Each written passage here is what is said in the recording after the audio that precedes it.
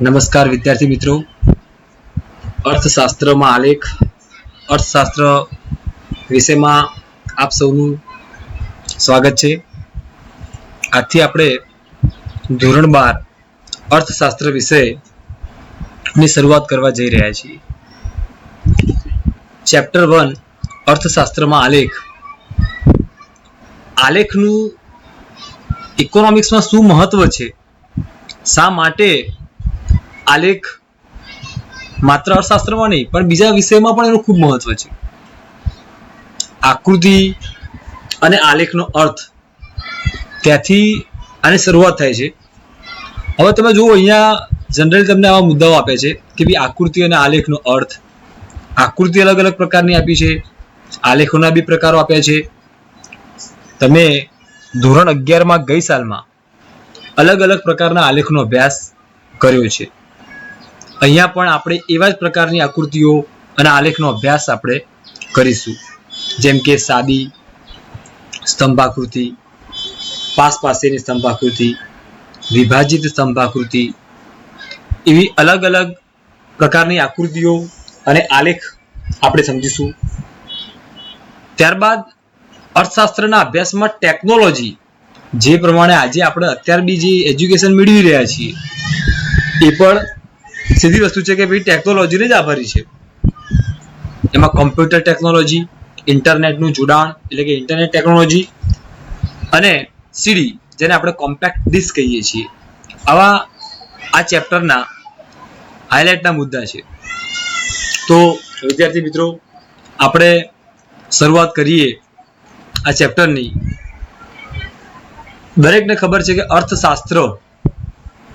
અર્થશાસ્ત્ર જ્યારે વિષયની વાત કરીએ, રાજ્ય, બેંક, આંતરરાષ્ટ્રીય સંસ્થાઓ તમને જે માહિતી આપે છે અને જે આંકડાઓ છે એનું ખાસ વિશ્લેષણ થતું હોય છે. એમાં કોઈ નિષ્ણાત વ્યક્તિઓ દ્વારા કોઈ ઘટનાઓ, તેમના વિશ્લેષણોની ચર્ચા થાય છે.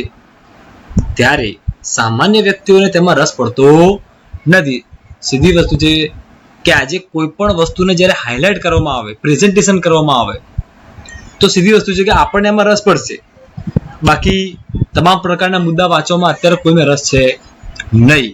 તો બસ વિદ્યાર્થી મિત્રો, એ જ મહત્વ છે આલેખનું અને આકૃતિનું, કે ભાઈ જે પણ નિષ્ણાત વ્યક્તિઓ છે, જે પણ ડેટા કલેક્શન કરે છે, તો એ ડેટા કલેક્શનને લોકો સુધી ચિત્રો દ્વારા, આકૃતિ દ્વારા, આલેખ દ્વારા વિદ્યાર્થીઓને, લોકોને કે જેનું અર્થઘટન કરવા માંગે છે એમાં રસ પડે અને એ વિષય વસ્તુને સમજી શકે. તો આવા વિશ્લેષણ માટે ખાસ કરીને 2 પ્રકારના ચિત્રો દોરવામાં આવે છે, જેમને આપણે આકૃતિ પણ કહીએ છીએ અને આલેખના નામ પણ ઓળખીએ છીએ. તો વિદ્યાર્થી મિત્રો, આપણે અહીંયા સૌ પ્રથમ તો આકૃતિ અને આલેખ, આ બંનેનો તફાવત પણ આપણે સમજીશું, કારણ કે બંનેનું થોડુંક ડિફરન્સ છે ડેફિનેશનમાં, કે ભાઈ આકૃતિ કોને કહેવાય, આલેખ કોને કહેવાય. તો શરૂઆત આપણે આકૃતિથી કરીએ છીએ. સામાન્ય રીતે જ્યારે માહિતી અવલોકિત હોય અને એવી માહિતીને તમે કોઈ ચિત્ર દ્વારા રજૂ કરો, એટલે કે પ્રતિનિધિત્વ કરો, એને પ્રેઝન્ટ કરો, તો એને આકૃતિ કહેવાય છે. સામાન્ય રીતે કોઈ જે માહિતી છે ઓલરેડી અવલોકિત છે, કે જેને સમજવા માટે આંકડાશાસ્ત્રનું કોઈ ઊંડું જ્ઞાન જરૂરી નથી. અને બીજું ખાસ કે આંકડાશાસ્ત્રની દ્રષ્ટિએ જ્યારે માહિતીની આવૃત્તિ અસતત હોય, કેવી હોય, અસતત હોય, ત્યારે આકૃતિનો ઉપયોગ કરવામાં આવે છે. આ જ વસ્તુને હું બીજી રીતે કહું તો આકૃતિ સ્વયં સ્પષ્ટ હોય એવી માહિતી માટે, કે જેને સમજવા માટે, સીધી વસ્તુ કે જો માહિતી સ્વયં સ્પષ્ટ છે, જો માહિતી સ્વયં સ્પષ્ટ હોય તો પછી શું આંકડાશાસ્ત્રનું ઊંડું જ્ઞાન જરૂરી છે? તો ના. એટલે કે આકૃતિ સ્વયં સ્પષ્ટ માહિતી માટે દોરવામાં આવે છે અને એના માટે આંકડાશાસ્ત્રનું ઊંડું જ્ઞાન પણ જરૂરી હોતું નથી. તેને દોરવા કે સમજવા માટે સામાન્ય જે માણસ છે એને કોઈ વિશિષ્ટ પ્રકારની આવડત ન હોય તો પણ એ સમજી શકે છે. ઓકે, આ જ જે મુદ્દા હતા જેવું કે આકાશશાસ્ત્રનું જ્ઞાન હોવું કે ન હોવું, માહિતી સતત હોવી કે અસતત હોવી, આના આધારે આપણે બંનેને એટલે કે આકૃતિના આલેખને અલગ પાડીશું. આકૃતિનો ઉપયોગ વિજ્ઞાપન, કંપનીઓ આકર્ષણ ઊભું કરવા, રાજ્ય માહિતી આપવા અને સામાજિક સંસ્થાઓ અવેરનેસ જાગૃતિ ફેલાવવા માટે એનો ઉપયોગ કરે છે. તો વિદ્યાર્થીઓ મિત્રો, આકૃતિની વાત થઈ. ફરી એકવાર કે આકૃતિ સામાન્ય રીતે શું કહે છે, જે માહિતી સ્વયં સ્પષ્ટ જ છે, સમજવાની કોઈ ખાસ એવા પ્રકારના કોઈ ઊંડું એવું કૌશલ્ય જવાની જરૂર નથી, તો એવી માહિતીને તમે સીધી વસ્તુ છે કે કોઈ ચિત્ર દ્વારા એને રજૂ કરો તો એને આકૃતિ કહેવાય. હવે આ જ મુદ્દો જો આપણે વાત કરીએ આલેખની, તો બંનેમાં ફરક શું? તો જુઓ તમે, ચાલો આપણે શરૂઆત કરીએ કે આલેખ માટે વપરાતી માહિતી સ્વયં સ્પષ્ટ હોતી નથી.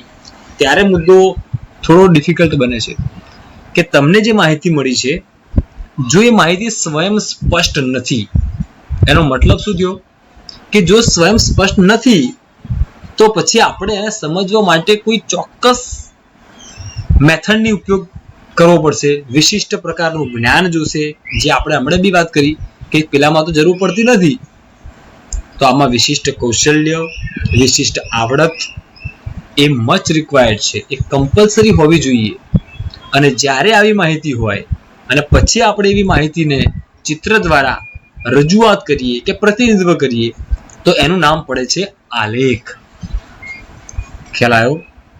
તો વિદ્યાર્થી મિત્રો, બંનેમાં ફરક એ જ છે, બંનેમાં એ વસ્તુ કોમન છે. જો કે અવલોકિત માહિતીનું ચિત્ર દ્વારા પ્રતિનિધિત્વ, અહીંયા પણ અવલોકિત માહિતીનું ચિત્ર દ્વારા પ્રતિનિધિત્વ, પણ આ જે માહિતી જે છે આલેખની વાત કરીએ તો આલેખની જે માહિતી છે એ સ્વયં સ્પષ્ટ હોતી નથી. અને જો સ્વયં સ્પષ્ટ ન હોય તો પછી આપણે એવી માહિતીને સ્પષ્ટ કરવા માટે આંકડાશાસ્ત્રના સાધનનો ઉપયોગ કરવો પડે છે. વળી અન્ય પ્રકારની અસ્પષ્ટ આંકડાકીય માહિતી માટે પણ આલેખ દોરવામાં આવે છે. તો મેં હમણાં વાત કરી એમ કે જો આલેખ દોરવો જ હોય તો સીધી વસ્તુ છે કે શું જોઈએ, આંકડાશાસ્ત્રનું ઊંડું જ્ઞાન જોઈએ. ઇન શોર્ટ, મેજર ડિફરન્ટ આ છે. જો માહિતી સ્વયં સ્પષ્ટ છે તો તમે પ્રિફર કોને કરશો? આકૃતિને. અને જો માહિતી સ્વયં સ્પષ્ટ નથી તો શું દોરવામાં આવશે? આલેખ. તો વિદ્યાર્થી મિત્રો, બંનેમાં ફરક આટલો જ છે.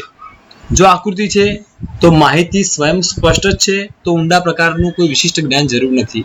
એનાથી ઊંધું કરી નાખશું તો આપણો જવાબ બની જશે, એનું નામ છે આલેખ. તો હું આશા રાખું છું વિદ્યાર્થી મિત્રો કે આકૃતિ અને આલેખનો તફાવત તમે બરાબર સમજી ગયા હશો.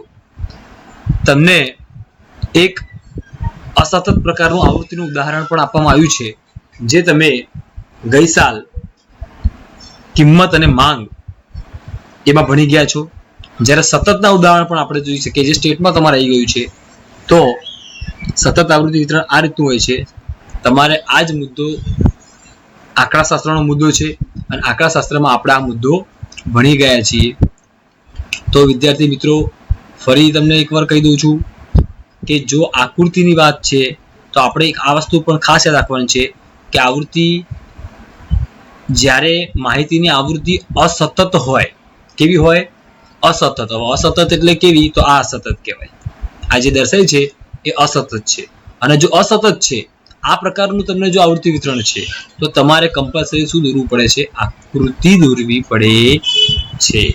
અને સતત હોય તો જે હમણાં આપણે વાત કરીએ એમ આ સતતના ઉદાહરણ છે, તો પછી આના માટે આપણે આલેખ દોરીશું. તો તમને અહીંયા ઉદાહરણ સાથે વ્યવસ્થિત સમજાઈ ગયું હશે, ખ્યાલ આવી ગયો હશે કે ભાઈ આકૃતિ કોને કહેવાય અને આલેખ કોને કહેવાય. બરાબર વિદ્યાર્થી મિત્રો? ઓકે.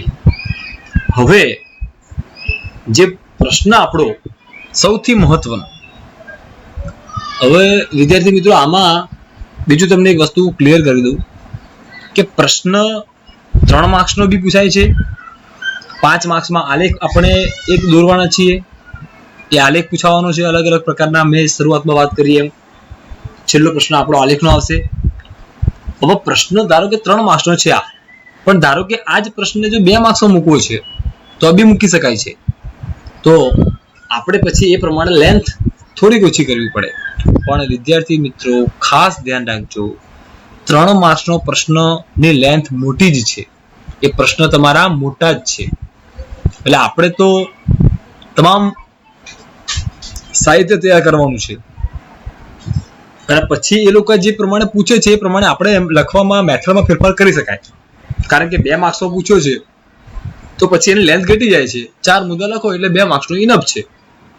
તો તમારા પ્રશ્નનું વેટેજ માર્ક્સનું કેટલું છે એના આધારે આપણે જવાબ આપવાનો છે. ઓકે, એટલે એક આ વસ્તુ મેં ક્લિયર કરી દીધી. ઓકે, હવે વિદ્યાર્થી મિત્રો આપણને એક એવો પ્રશ્ન આપ્યો છે કે ભાઈ અર્થશાસ્ત્રમાં હવે આપણે કોમન ભેગું લઈશું. આકૃતિ અને આલેખ બંનેનું મહત્વ છે, સેપરેટ નથી, બંને સેમ વસ્તુ જ છે.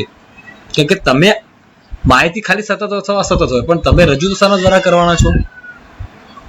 એને કોઈ ચિત્ર દ્વારા રજૂ કરવાનો છો ને.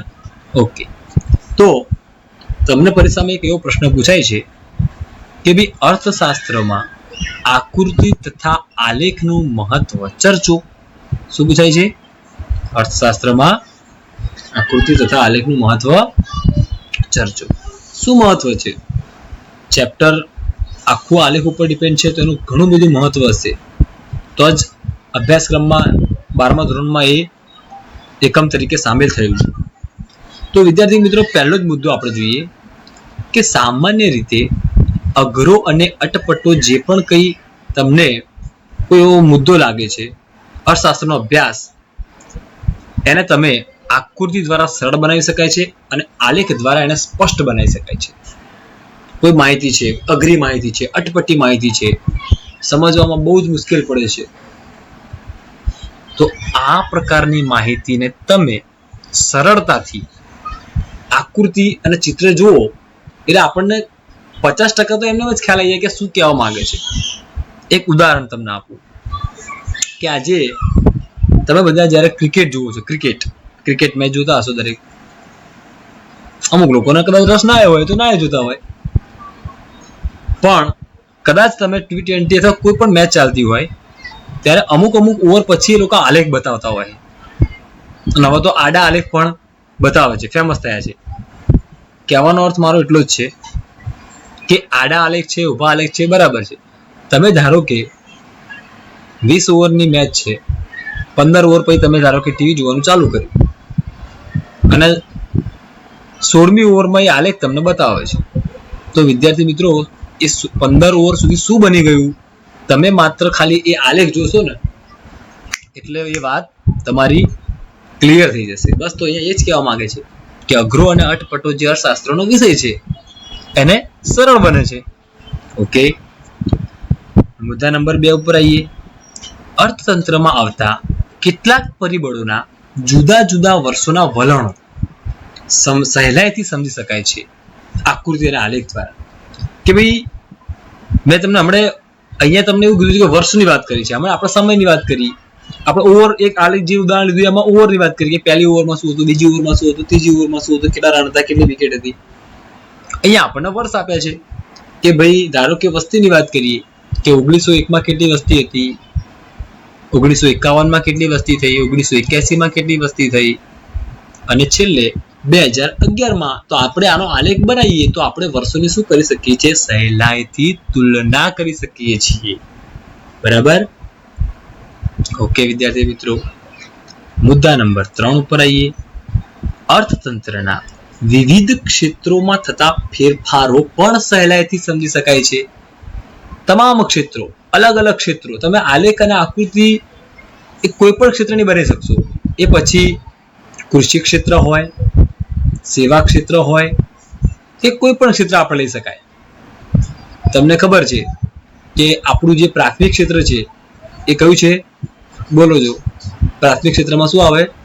કૃષિ આવશે, પશુપાલન આવશે, મત્સ્ય સંવર્ધન આવશે, બરાબર. અને ત્યાર પછી સેવા, બેંક, વીમો, વાહન વ્યવહાર અને ઉદ્યોગ ક્ષેત્ર.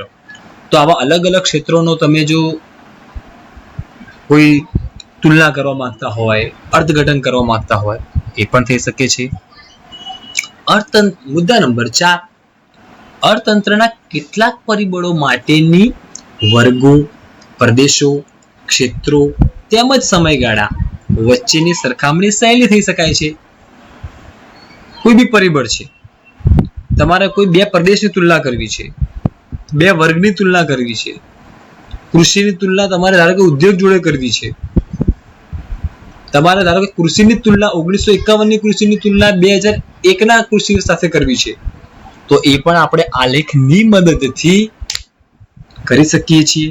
જેમાં આપણે સાદો સ્તંભાલેખ લઈ શકાય, તુલના કરવાની હોય બે અલગ અલગ ક્ષેત્રની તો પાસેનો પણ લઈ શકાય. એટલે ટૂંકમાં સરખામણી કરી શકાય છે પ્રદેશની, વર્ગની, ક્ષેત્રની.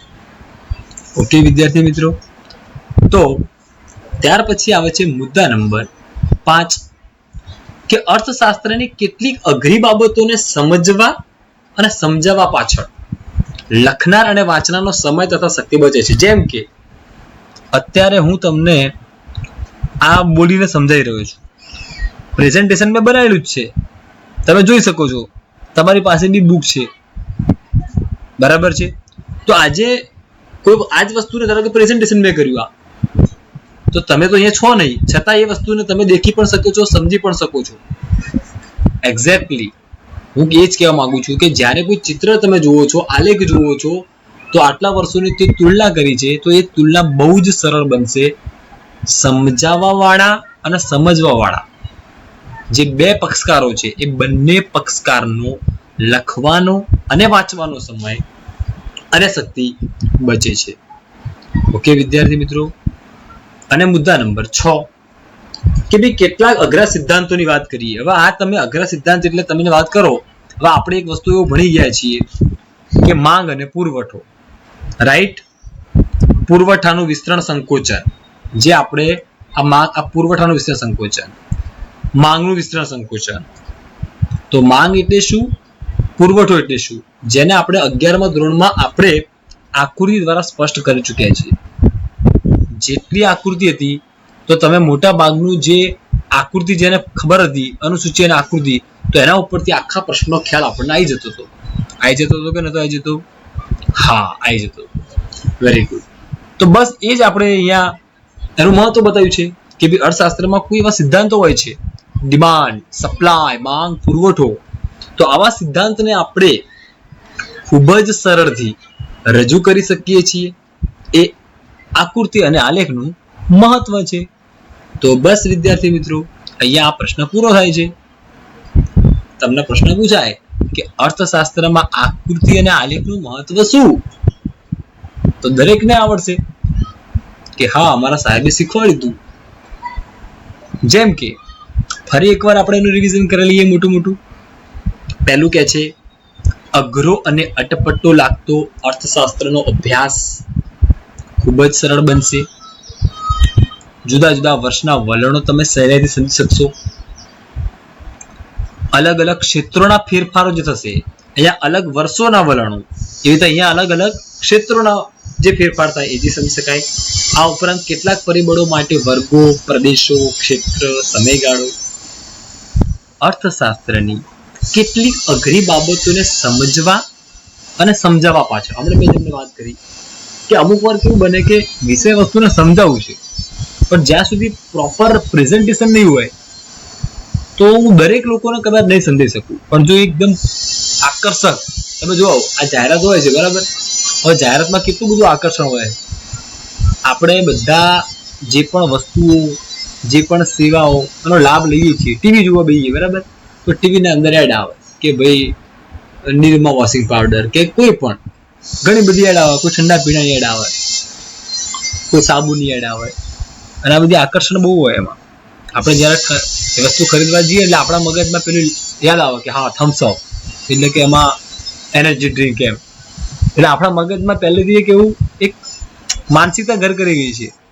તો એ આકૃતિના આલેખનું મહત્વ છે ભાઈ. આજે તમે સરળતાથી એને સમજી શકો છો. અને ત્યાર પછી કે ઇકોનોમિક્સનો કોઈ એવો હાર્ડ સિદ્ધાંત છે, માંગ છે, પુરવઠો છે, આવકની બી આપણે વાત કરી ચૂક્યા છીએ 11મા ધોરણમાં, અને ખર્ચ, એ બધા ખ્યાલને આપણે આકૃતિ આલેખની મદદથી બરાબર રીતે સમજ્યા છીએ. તો વિદ્યાર્થી મિત્રો, આજે આપણે બે વસ્તુ યાદ રાખવાની છે. ફર્સ્ટ વન છે કે આકૃતિ એટલે શું, અને બીજું આલેખ એટલે શું. આકૃતિ ક્યારે દોરાય, આલેખ ક્યારે દોરાય. તો વિદ્યાર્થી મિત્રો, તમે ઘરે આજે જે પણ મેં આજે કરાવ્યું છે, તમને વિનંતી છે મારી કે ગુજરાત રાજ્ય સરકાર તરફથી તમને જે પાઠ્યપુસ્તક મળ્યું છે, ઘણા બધા પ્રકાશનો પણ છે, તમને યોગ્ય લાગે એ પ્રમાણે પાઠ્યપુસ્તકનો ઉપયોગ કરવો હિતાવહ બી છે, સરળ ભાષામાં બી રજૂઆત છે. તમને બીજું યોગ્ય લાગતું એ પણ તમે વાંચી શકો છો. પણ ઇન શોર્ટ આપણે ટૂંકમાં આકૃતિ અને આલેખ સમજવાનું છે, જે મેં તમને સમજાવ્યું છે. બહુ સિમ્પલ મુદ્દો છે. બંનેમાં એક વસ્તુ કોમન છે કે તમે અવલોકિત માહિતી જે પણ છે એને ચિત્ર દ્વારા રજૂ કરો છો. પણ જો માહિતી પહેલા એ વિચારવું પડે સ્વયં સ્પષ્ટ છે કે નથી. જો સ્વયં સ્પષ્ટ છે તો સીધી વસ્તુ છે કે આપણે શું દોરીશું, બોલો, આકૃતિ. અને માહિતી સ્વયં સ્પષ્ટ નથી, અને જો માહિતી સ્વયં સ્પષ્ટ ના હોય ને, તો સીધી વસ્તુ છે કે આપણી પાસે વિશિષ્ટ નોલેજ જોઈએ, તો પછી આલેખ જ દોરવો પડે છે. તો વિદ્યાર્થી મિત્રો, આપણે અહીં આકૃતિ અને આલેખ બંને વચ્ચેનો ડિફરન્ટ જોયો, બંનેની ડેફિનેશન જોઈ. ત્યારબાદ અર્થશાસ્ત્ર વિષયમાં આકૃતિ અને આલેખનું શું મહત્વ છે, એ મહત્વ દર્શાવતા ઓલમોસ્ટ આપણે 6 મુદ્દાનો પરિચય કેળવ્યો. જય હિન્દ.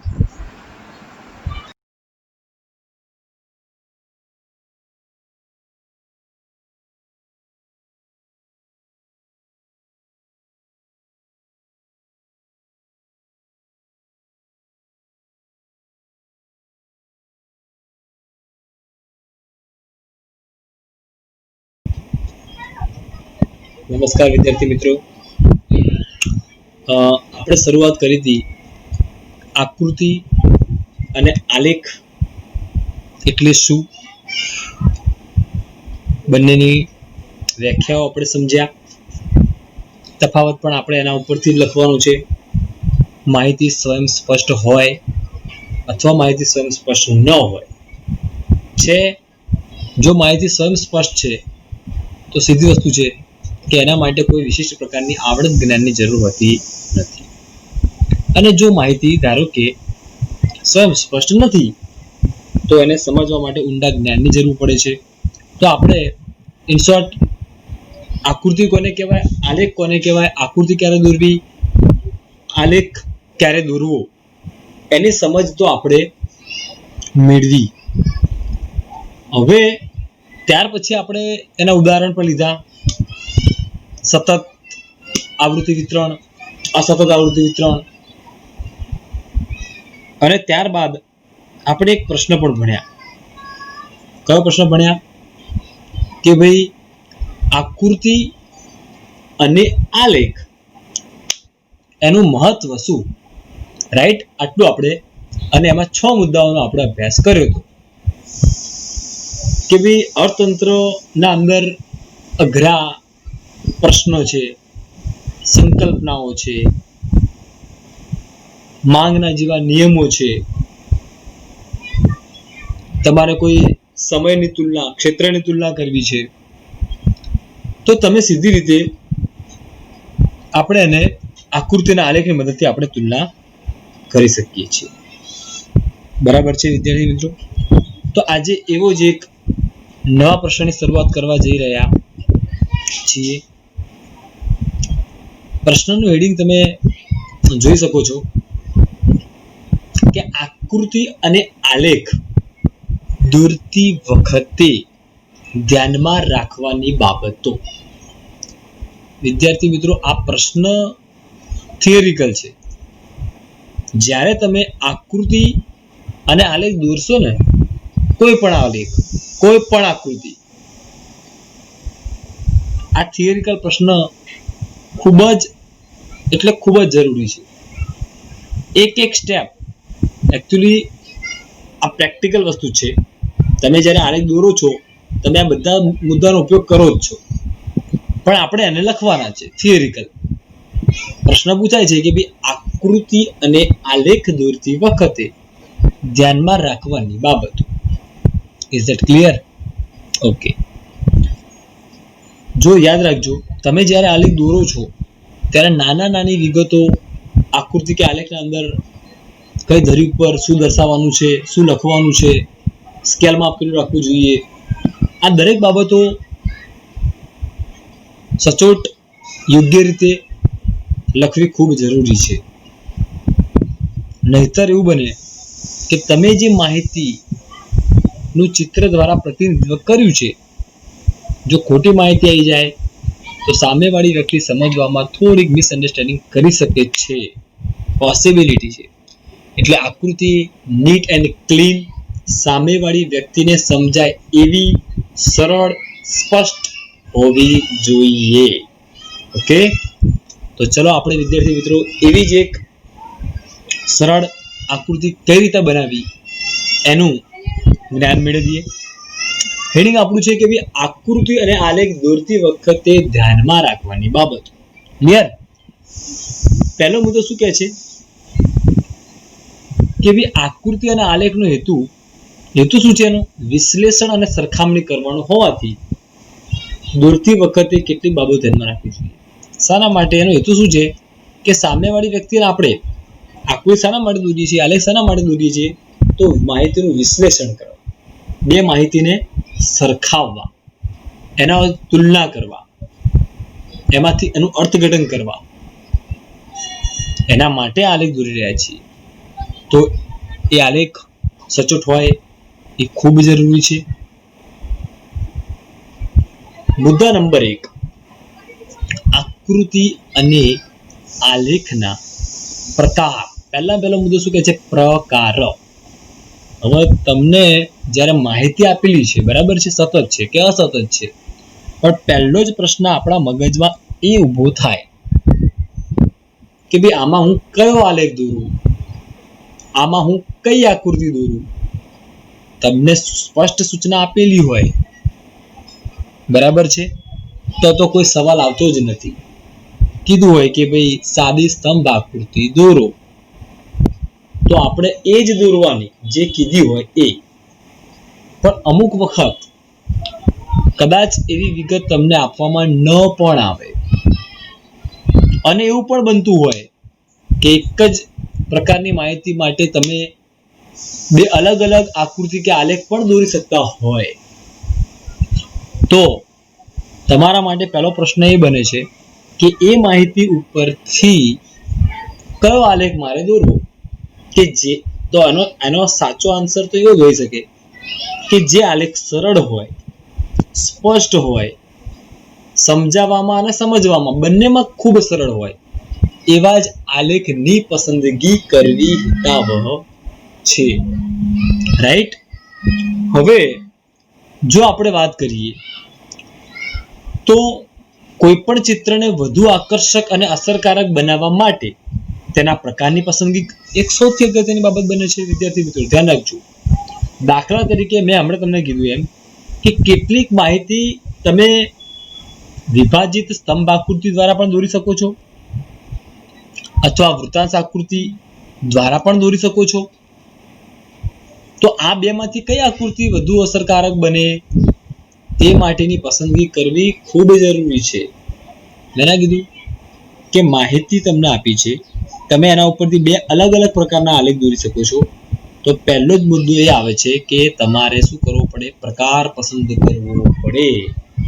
એટલે પહેલું કામ આપણે માહિતીનો અભ્યાસ કરી એ વિચારવું પડશે આપણે કે હું કયો પ્રકારનું આલેખ પસંદ કરું કે જેના કારણે સામેવાળો વ્યક્તિ જે પક્ષકાર છે એ પક્ષકાર હું જે વિષય વસ્તુ સમજાવવા માંગુ છું એને ગમશે, એને આકર્ષક લાગશે, એને યોગ્ય લાગશે. તો પહેલો જ મુદ્દો આવે છે કે ભાઈ આકૃતિ અને આલેખનો શું નક્કી કરવો? પ્રકાર. અને પછી એનું શું કરવું? પ્રેઝન્ટેશન કરવાની વાત પછી આવે છે.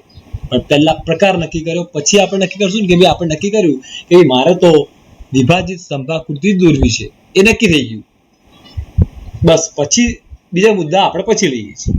તો પહેલા આપણે શું નક્કી કર્યું વિદ્યાર્થી મિત્રો? એનો પ્રકાર નક્કી કર્યો. શું નક્કી કર્યો? પ્રકાર. Very good. ચલો ત્યારબાદ સ્ટેપ બાય સ્ટેપ જઈએ. પછી આવે છે સ્પષ્ટતા. સાની સ્પષ્ટતાની વાત છે જોઈએ કે ચિત્રની રજૂઆત સ્પષ્ટ અને સ્વચ્છ હોવી જોઈએ. વિવિધ વિભાજનો અલગ રંગ, શેડ દ્વારા દર્શાવવા જોઈએ તથા દરેક વિભાજન દ્વારા વ્યક્ત થતી માહિતીની વિગતો દર્શાવવી જોઈએ. અને આપણે નાની અનુસૂચિ ઉપર આલેખની ઉપર જ્યારે આપણે દોરીશું તમને બતાવીશ. સ્પષ્ટ એટલે તમે જે વસ્તુ રજૂ કરો છો તો એ વસ્તુ સામેવાળો સમજવો તો જોઈએ ને. હવે ધારો કે પાસેનો સ્તંભ આલેખ છે, બરાબર છે. તમે 1 વર્ષ માટે 2 સ્તંભ દોર્યા અને બંનેમાં તમે શેડ રંગ એક જ રાખ્યો તો સામેવાળાને શું ખબર પડશે ભાઈ? પહેલા સ્તંભમાં લાલ રંગ રાખ્યો, એને અડીને જે બીજો પાસનો દોર્યો એમાં લાલ રંગ રાખ્યો, અથવા શેડ તમે 2 એક જ પસંદ કર્યા, તો એ કન્ફ્યુઝન ઊભું થશે. સામેવાળી વ્યક્તિ એનું સાચું અર્થઘટન ક્યારેય કરી ના શકે. તો સ્પષ્ટ કે ભાઈ ધારો કે તમે પાસેનો સ્તંભાકૃતિ દોરો છો, એમાં ગ્રામીણ છે અને શહેર છે, 1951 વર્ષ છે અને સાક્ષરતાની ટકાવારીનો આલેખ છે. તો ભાઈ એક જ વર્ષ 1951 ના અંદર શહેરી માટે ધારો કે તમે નક્કી કર્યો લાલ રંગ અને ગ્રામ્ય માટે નક્કી કર્યો લીલો રંગ. તો લાલ અને લીલો જે શેડ છે, જે રંગ છે, એ બંનેને શું પાડે છે? અલગ પાડે છે. તો એ આપણે સ્પષ્ટ જ્યારે આકૃતિ દોરીશું એના અંદર આપણે એ વસ્તુને શું કરવું પડે? સ્પષ્ટતા કરવી પડે, જેથી કરી સામેવાળી વ્યક્તિ ખૂબ જ સરળતાથી સમજી શકે છે. છે ને સરળ વિદ્યાર્થી મિત્રો? ઓકે. ત્યારબાદ વાત કરીએ ચોક્કસ સ્કેલ માપ. પરફેક્ટ.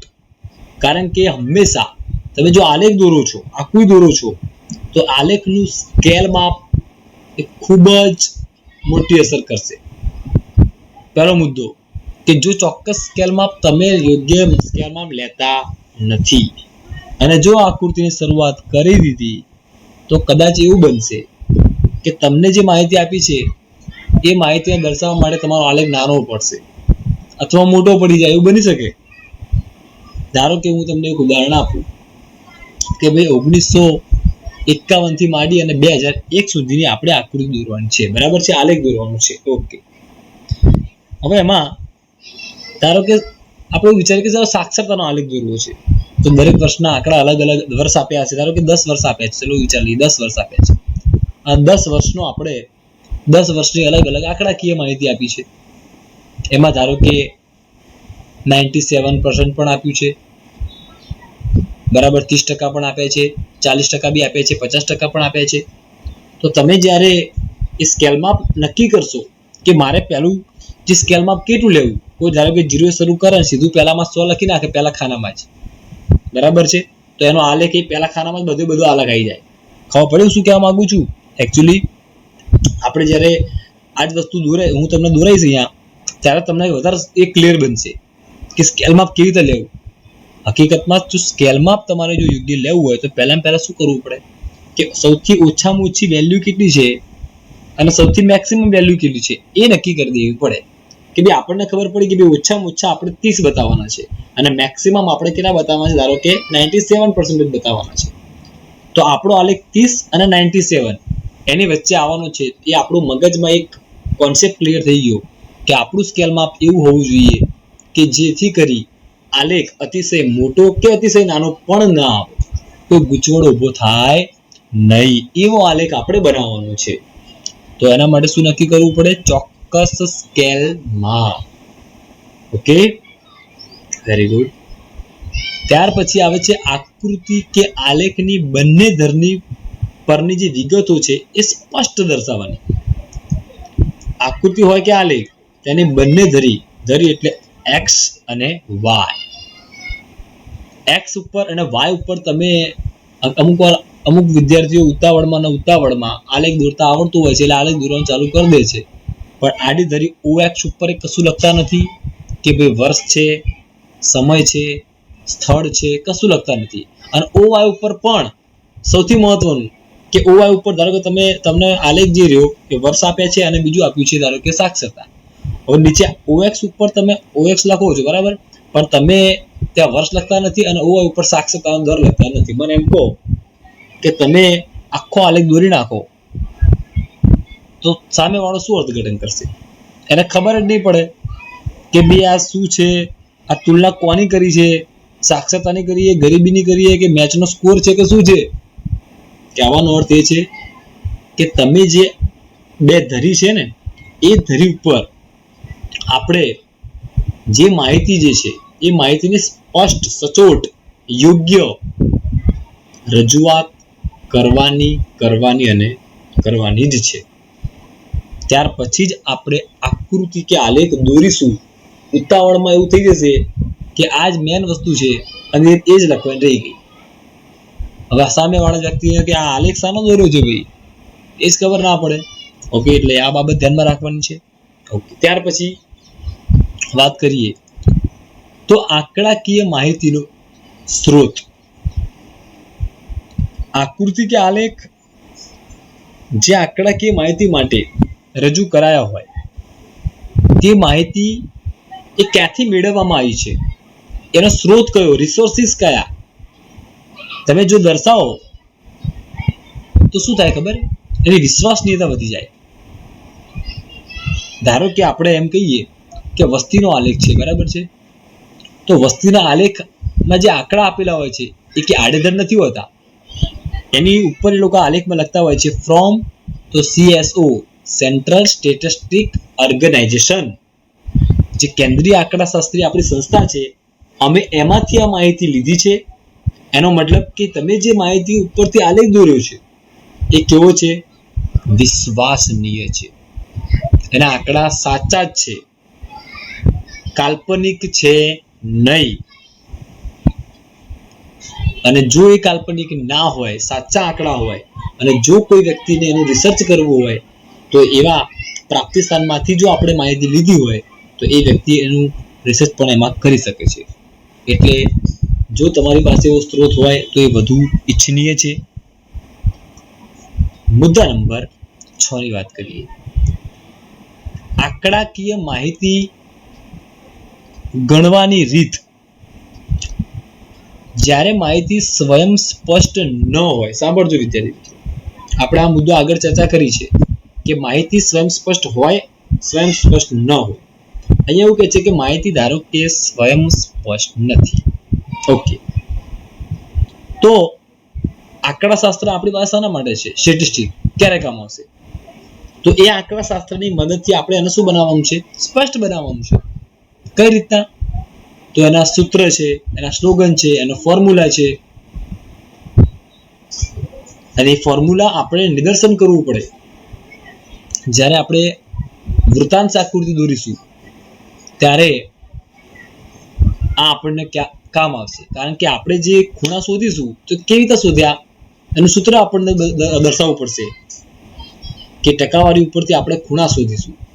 તો એના માટે પેટા મૂલ્ય ભાગ્યા કુલ મૂલ્ય ગુણ્યા તમે જ્યારે 360 વડે એને ગુણો છો, કારણ કે વર્તુળનું જે કુલ માપ છે 360 છે, પર્સન્ટેજ તમને 100 માં આપ્યા છે અને આપણે એને કન્વર્ટ કરી રહ્યા છીએ ખૂણામાં. તો સામેવાળી વ્યક્તિને ખબર તો પડવી પડે કે આ ફિગર ક્યાંથી લાવ્યો ભૈયા. તમને માહિતી અલગ આપી હતી, આના ખૂણા દર્શાયા છે, તો એ ખૂણો કેવી રીતે દર્શાયો એને ચોક્કસ ફોર્મ્યુલા હોય અને એ ફોર્મ્યુલા આપણે જ્યારે આકૃતિ કે આલેખ દોરીએ છીએ તો એની બેક સાઈડ આપણે એ ફોર્મ્યુલા ઉપરથી ફિગર કેવી રીતે લાયા એ આપણે ચોક્કસપણે દર્શાવવું પડે છે. ખબર પડી? આટલા મુદ્દા છે ભાઈ. હવે હું ફરી કહું છું કે આ મુદ્દા તમને એમ લાગે છે કે માત્ર થિયરિકલ છે, પણ થિયરિકલ પ્લસ પ્રેક્ટિકલ આપણે જ્યારે જેટલા આલેખ દોરીશું જેટલા એ બધામાં કામ આવશે. કારણ કે પહેલો જ મુદ્દો તમે જુઓ કે કોઈ બી આલેખ દોરશો એટલે પહેલા શું નક્કી કરશો? ચલો આપણે ફરી એકવાર રિવિઝન કરી લઈએ કે આકૃતિ કે તમે જ્યારે આલેખ દોરો છો તો કયા મુદ્દા ધ્યાનમાં રાખવાના છે.